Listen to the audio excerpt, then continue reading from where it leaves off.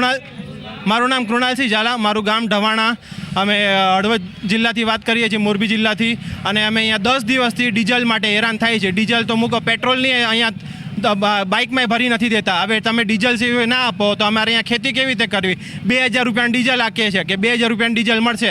હવે 2000 રૂપિયા ડીઝલ માટે કે તમે ટ્રેક્ટર લઈ આવો, હવે 500-700 રૂપિયાનો ટ્રેક્ટરમાં ડીઝલ વપરાઈ જાય। હવે અમે જઈને પાછા આવીએ એટલે અમારે એ જ આખો દિવસ ધંધો કરવાનો।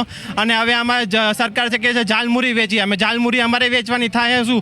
અમે સરકાર પાસેથી વિનંતી કરીએ છીએ કે હવે ડીઝલમાં આમાં કંઈ તમે રાહત આપો, કાં તો જે સરકાર બધા લોન લીધેલી હોય એમાં વ્યાજ માફી આપો, કેમ કે આમાં અમારું જીવન ભાંગી પડ્યું છે।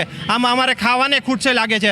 અને નહીં થાય તો આવું બધું છે ને, ખેડૂતો બધા મરી જાય, આમાં ફાંસી લાગી જાય, કેમ કે ઘણાએ લોન લીધેલી છે। દરેક ખેડૂતે લોન લીધેલી છે। આમાં લોન કેવી રીતે ચૂકવવી? અમારે ખેતી જ ના થાય તો અમે આમાં કરીશું વક્ષી આમાં। અને જ્યારે વોટ લેવાનો હોય ત્યારે ભાજપ MLA ત્યારે તો ઘરે બધા આવી જાય છે। હવે અત્યારે જે મોટા મોટા ઉદ્યોગપતિ છે એમના ખટારા તમે જોવો, અત્યારે 24 કલાક હાલતા હોય છે। અને અમારે અહીંયા ખેડૂતોને ડીઝલ જોઈએ છે અને ડીઝલ નથી મળતા, એ કે તમને નહીં મળે।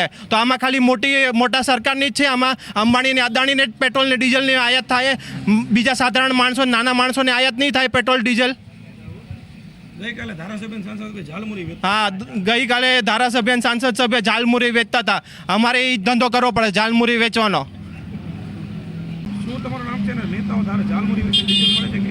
મારું નામ દયારામ લવજીભાઈ, હું હળવદનો છું।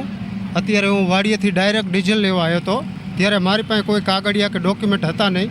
આ પૂછા કર્યા એટલે એમ કીધું કે આધાર કાર્ડ લેતા આવો અથવા તો 7/12 લેતા આવો।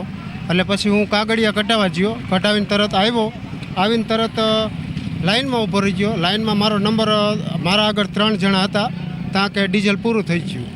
હવે અમે એ કે તમે અમને ગન દેખાડી કે જો પૂરું થઈ ગયું, એર આવી ગયો। પછી અમે અહીંયા અડધી કલાક બીજા ઊભા રહ્યા, તોય અમારો વારો આવ્યો નહીં। અને ધારાસભ્ય અને સાંસદ સભ્ય ઝાલમુરી વેચે છે, અને અહીંયા ખેડૂને કે કોઈ નાના વર્ગને કોઈ મળતું નથી ડીઝલ।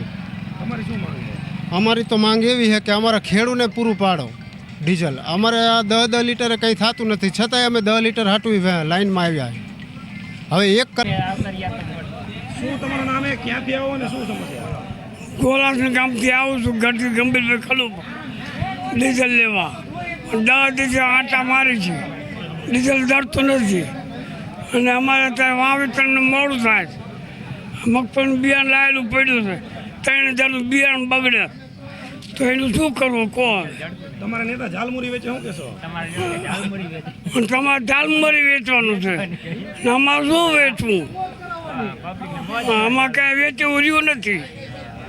તમે કંઈક ડીઝલ આપો તો કંઈક વાવેતર થાય, નકર કંઈ થાય એવું નથી।